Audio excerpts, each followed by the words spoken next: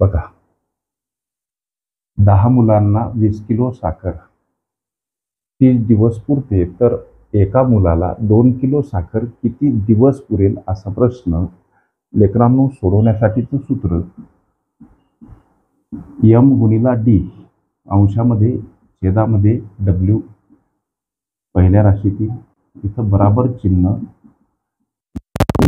अंशामध्ये छेदामध्ये w दुसऱ्या राशीतील ह्या दोन राशी इथं m कोणता तर हा, d कोणता तर हा आणि w कोणता तर हे 20 किलो साखर.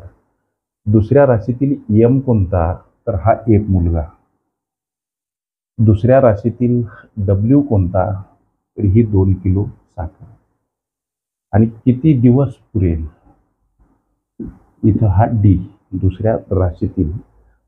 लक्ष द्या, ही मांडणी लक्षात घ्या. 10 गुणिला 30 भागीला ही 20 किलो साखर हे पहिल्या राशीतील md छेदस्थानी w आणि प्रश्न एका मुलाला 2 किलो साखर किती दिवस पुरेल ही दुसऱ्या राशीतील md छेदस्थानी w ची मांडणी.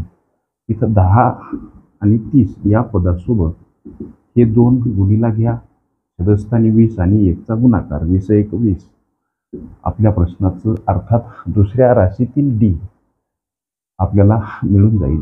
इथं 10 दोन्ही 20 आणि 2 ला 2 कटले 30 दिवस. अर्थात हा दुसऱ्या राशीतील d हे या प्रश्नाचं उत्तर पर्याय क्रमांक d मध्ये दर्शवलेलं आहे.